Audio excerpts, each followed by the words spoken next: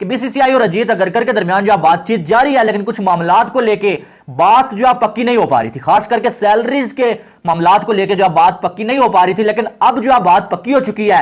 अगरकर ने जो पहली बात की है वो वही की है कि वो कंसिस्टेंसी लाना चाहते हैं सिलेक्शन के मामलात में, क्योंकि ये सबसे ज्यादा इंपॉर्टेंट फेस होगा अजीत अगरकर के लिए कि आपने वो स्मूथ ट्रांजिशन का फेस इंट्रोड्यूस कराना है टीम इंडिया के अंदर, जहां सीनियर्स की एग्जिट होगी और जूनियर्स अब टेक ओवर करेंगे।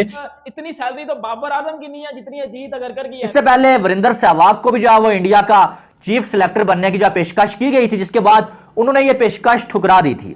या ये इंडिया के लिए अच्छे काम करेंगे, एज ए चीफ सिलेक्टर हमारी बेस्ट विशेस है। पाकिस्तान के चीफ सिलेक्टर को जो है वो, अगर मैं आपको बताऊं सालाना, तो वो 20 लाख रुपया दिया जाता है। ये काम जो सिर्फ इंडिया ही कर सकता है, और यार पैसा बोलता है, सीधी सी बात है, पैसा उनके पास और वो पैसा लगाते भी और काम भी लेते हैं वापस से। बाबर आजम घंटा, अगर उसकी सैलरी की बात की जो सेंट्रल कॉन्ट्रैक्ट में आ जाती है, घंटा बाबर आजम भाईजान सालाना 3 करोड़ नहीं लेता।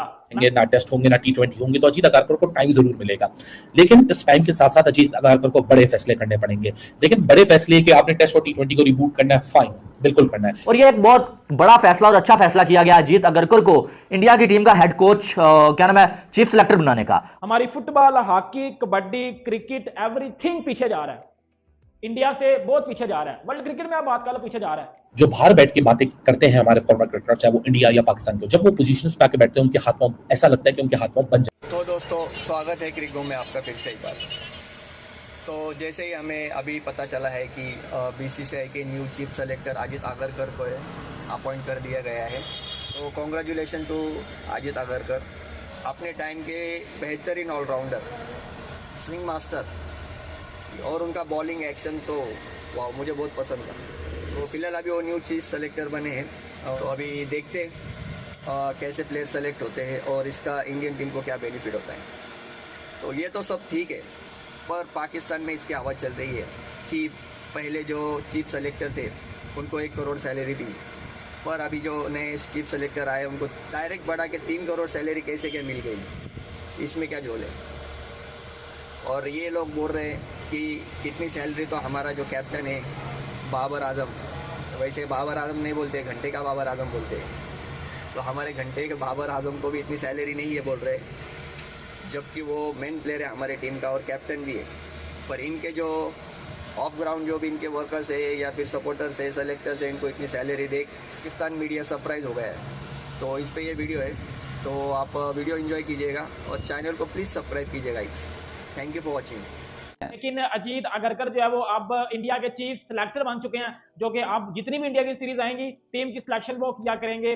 और इससे पहले जो सहवाग को भी जो है वो अप्रोच करने की कोशिश की गई, लेकिन सहवाग ने मना कर दिया था, क्योंकि कुछ सैलरी का इशू चल रहा था, कुछ पैसों का इशू चल रहा था, जिस वजह से बीसीसीआई को वीरेंद्र सहवाग ने मना कर दिया था। फिर अजीत अगरकर ने भी एक किस्म का मना ही कर दिया था। फिर जो है वो सैलरी बढ़ाई गई, तो फिर जो अजीत अगरकर ने हाँ बोली, और फिर जो वो बीसीसीआई के साथ उनकी जो मसले डील थी वो डन हुई, और अब वो इंडियन टीम के ऑफिशियली हेड कोच बन गए हैं और वो इंडियन टीम की सिलेक्शन किया करेंगे। इससे पहले वीरेंद्र सहवाग को भी जो वो इंडिया का चीफ सिलेक्टर बनने की जो पेशकश की गई थी, जिसके बाद उन्होंने ये पेशकश ठुकरा दी थी। और खबरें ये भी आ रही थी, इंडियन मीडिया ये रिपोर्ट कर रहा था कि सैलरी कम होने की वजह से जो वीरेंद्र सहवाग ने इस जो वो ऑफर को ठुकरा दिया था। लेकिन इस ऑफर को अजीत अगरकर ने भी ठुकरा दिया था, लेकिन उसके बाद बीसीसीआई के साथ उनकी डील हुई है और फिर जो वो माने हैं, जिसके बाद जो बीसीसीआई ने अनाउंस किया है। अब डील क्या हुई है, इससे पहले जो भी इंडिया का चीफ सिलेक्टर होता था उसकी जो सैलरी होती थी वो सालाना जो है वो 1 करोड़ रुपीस होती थी, लेकिन अब इसको बढ़ा के 3 करोड़ रुपीस, यानी कि 1 से सीधा 3 पर ले गए। और अगरकर को जब एक छोटा रोल मिला था as a Mumbai cricket association chief selector and heading the selection committee panel, तो वहां तो लिए थे, लेकिन क्या यही बहादुरी, यही बोल्डनेस क्या जो कि जरूरत है टीम इंडिया के अंदर, क्या वो ले पाएंगे? क्योंकि इंडिया के लिए कुछ चैलेंजेस हैं, जैसे फेसिंग आउट द सीनियर्स, क्योंकि आप सबको पता है नेक्स्ट WTC साइकिल के फाइनल तक रोहित शर्मा 38 ईयर्स का हो जाएगा।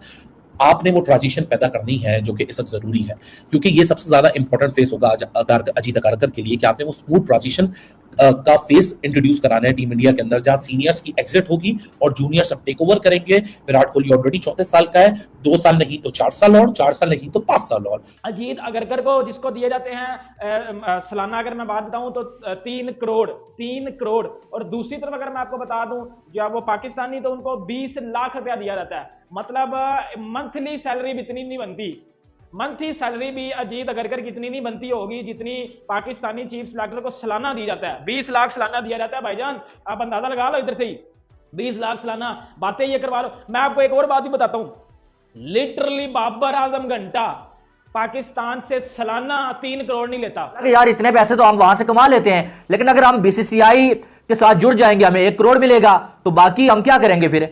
इसमें तो हमारा गुजारा नहीं है। बात इतनी सी है। तो फिर उन्होंने जो है वो ये डिमांड रखी कि यार हमारी सैलरी को बढ़ाया जाए, तभी जो है हम काम करने के लिए तैयार है। और बीसीसीआई को कोई सीनियर बंदा चाहिए था जो है इस पोस्ट के लिए। फिर आखिरकार बीसीसीआई ने जो सैलरीज बढ़ा दी गई हैं और जो है वो 1 करोड़ से सीधा जो है 3 करोड़ रुपीज अब सालाना जो है वो अजीत अगरकर इंडिया से जो है 3 करोड़ रुपीज लेंगे। ठीक है, अजीत अगरकर के बाद कोई काम नहीं था, आ गया काम। हाँ, अगरकर की भी बात आज करनी है हमें। हमने देखो अनाउंसमेंट तो बस अनाउंसमेंट एक्सपेक्टेड ही था कि क्या होगा, लेकिन असल में जो बात करनी है ना भाई वो अभी करनी है। ठीक है, तो वो क्या बात करनी है मैं आपको अभी बता देता हूं कि अगरकर ने जो पहली बात की है वो वही की है कि वो कंसिस्टेंसी लाना चाहते हैं सिलेक्शन के मामलात में। तो ये मुझे अच्छी लगी है बात। हमने सीखना है लेकिन हम सीख नहीं रहे भाईजान।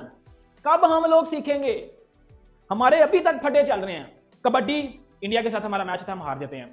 फुटबॉल इंडिया के साथ मैच, अब हम इस सैफ चैंपियनशिप में एक मैच नहीं जीते और India through out the tournament out class जो एंड पे फाइनल जीता और चैंपियन बन के घर। हमने एक मैच भी नहीं जीता और हमने किसी एक मैच में ऐसी परफॉर्मेंस भी नहीं दी कि जो हम लड़ के हारे हों। हम बढ़ के हार ही गए हैं, दिलों से भी हार गए हैं और वैसे भी हम लोग हार गए हैं। तो ये वाली यकीयां करने से बेहतर नहीं है कि आप जब देखिए इंडियन टीम इन्वेस्ट करती है और इन्वेस्ट वही करता है, इंडिया इन्वेस्ट करता है अपनी टीम के ऊपर और इन्वेस्ट वही करता है जिसके पास पैसे होते हैं। अगर पाकिस्तान में देखा जाए तो चीफ सिलेक्टर की जो सैलरी थी वो मंथली जो है वो 8 लाख रुपीस थी, 8 लाख के करीब, इससे थोड़ा सा ज्यादा हो सकती है। ठीक है, तो इतनी थी। तो यानी कि सालाना जो है वो 96 लाख रुपीस जो है वो पाकिस्तान के चीफ सिलेक्टर, जिसको मोहम्मद वसीम की हम मिसाल ले लें, वो लेते थे पीसीबी से। और पीसीबी ने तो अभी तक बढ़ाने की कोई बात नहीं की, और बढ़ाए भी अगर तो इतनी तो नहीं, 3 करोड़ तक जो है पीसीबी लेके जा ही नहीं सकता, 1.5 करोड़ तक बड़ी मुश्किल से लेके जाएगा, लेकिन अभी तक इसके बढ़ाने के कोई चांसेस